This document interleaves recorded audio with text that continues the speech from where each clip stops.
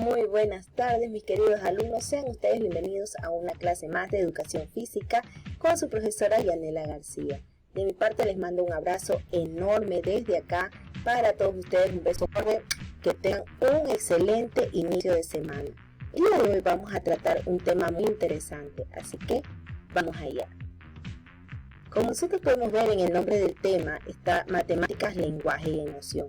¿Cómo nosotros podemos transmitir las emociones a través del lenguaje matemático?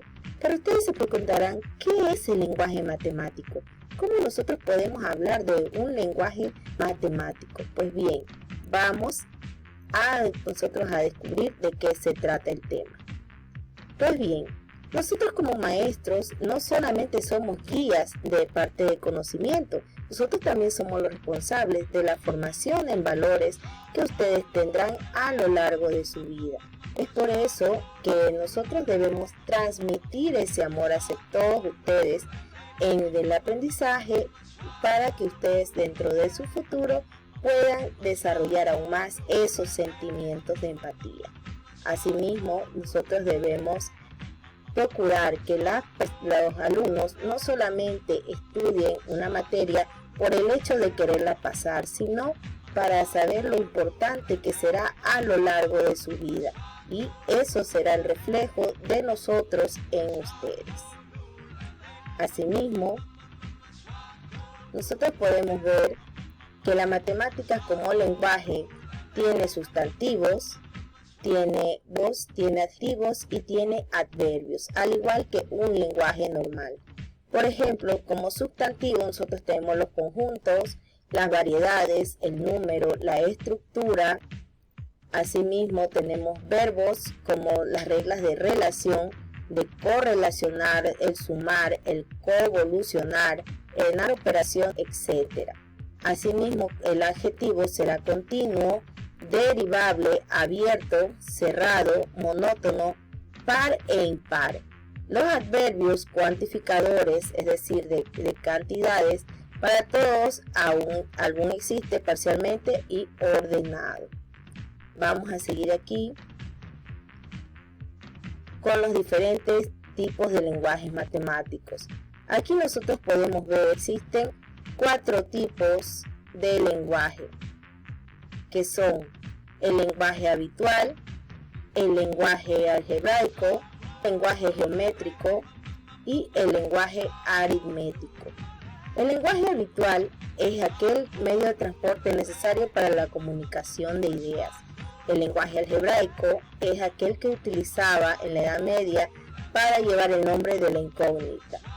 Asimismo, el lenguaje geométrico puede ser utilizado como un recurso didáctico tanto en el lenguaje aritmético como en el algebraico.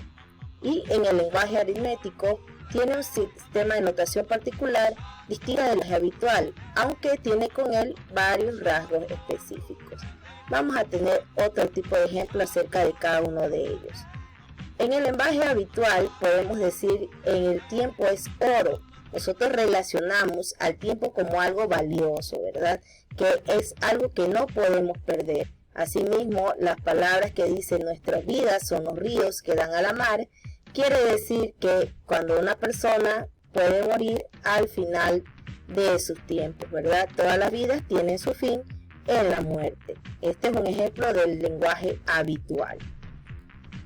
Asimismo, el lenguaje algebraico, todos aquellos que veamos nosotros con números y también con letras. Por ejemplo, un número cualquiera podría ser X, dos números cualquiera, X y Y, la suma de dos números cualquiera, X más Y, la adición de dos números cualquiera, X más Y, asimismo la resta de dos números cualquiera, X menos Y, la diferencia de dos números, X menos Y, el doble de un número cualquiera, 2X, el duplo de un número cualquiera, 2X, el triple de un número cualquiera, 3X, y así sucesivamente. Ese es el lenguaje algebraico, cuando nosotros mezclamos los números con las letras. El lenguaje de la geometría, nosotros podemos ver que en el ejemplo una figura debe coincidir con otra para establecer una congruencia, como una particular transformación que permite mantener el triángulo, el área de un triángulo o un paralelogramo. Asimismo, el lenguaje aritmético o numérico. Nosotros utilizamos este tipo de lenguaje en matemáticas cuando solamente aparecen números, es decir, cuando solamente nosotros nos atrevemos a hablar sobre números, por ejemplo, 3 más 8, etc. El lenguaje literal, en cambio, es cuando aparecen números y letras incógnitas. Por ejemplo, el doble de un número es 60 entre 2 por x a 60.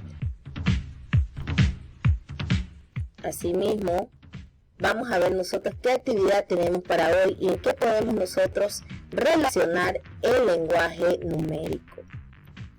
Pues bien, en la página 20 y 21 de la semana 7 de trabajo, nosotros tenemos un fragmento de la obra El planeta de los simios, escrito por Pierre Boulez. Esta obra habla de un libro, una película que muchos de ustedes han de haber visto, que es El planeta de los simios. En ella, una persona está hablando de cómo estableció el lenguaje con otra persona a través de las matemáticas. Por lo tanto, está relacionado a nuestro tema. Pues bien, nosotros en casita vamos a leer este fragmento y vamos a responder las siguientes incógnitas.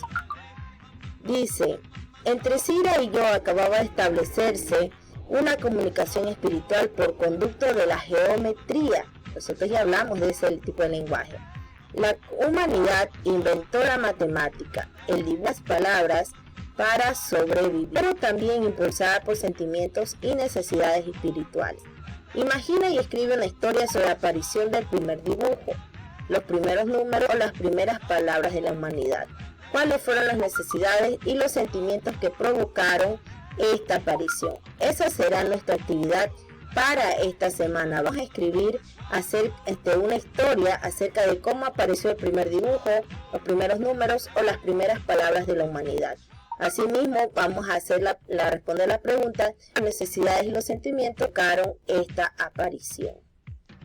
Luego, podemos hacer también una actividad adicional. Esta tiene que ver mucho con ocio y tiempo libre. Recuerden que nosotros hablamos del ocio y tiempo libre como actividades que nosotros hacemos en nuestro beneficio, algo que nos llena espiritualmente y que nosotros hacemos en nuestro tiempo de calidad. Así que vamos a hacer en esta actividad de ocio y tiempo libre un pudín de manzana. Vamos nosotros a pedirle ayuda a nuestros papitos o a una persona mayor que esté con nosotros para elaborar este delicioso postre. Aquí nosotros tenemos a los ingredientes. A ver, aquí puedo compartir mejor los ingredientes y asimismo el método de preparación. También la tenemos en la ficha de esta semana.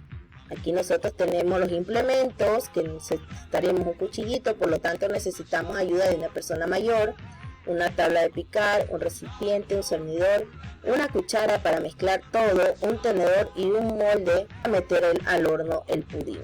Asimismo, tener las cuentas necesarias para nosotros mantener nuestra higiene. Dice lavar las manos con agua y jabón, así que siempre debemos hacer las cosas con higiene. Y aquí tenemos la forma de presión.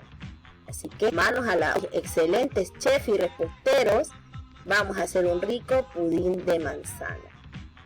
Luego de haber hecho el pudín de manzana, nosotros vamos a evaluarlo en nuestra carpeta. Vamos a escribir esta fichita que ustedes ven a continuación y van a escribir la apreciación del trabajo que han realizado. Van a evaluar si pueden calcular las cantidades precisas de cada ingrediente, si entendieron la importancia de compartir en familia y si pudieron integrar a su familia en las actividades recreativas. Ustedes van a ser conscientes si lo han hecho muy bien, o mejorar si con dificultad o necesitaron de ayuda para hacerlo. Así que esas son las actividades para esta mitad de semana. Ha sido todo por hoy. Les mando un abrazo. Hasta luego.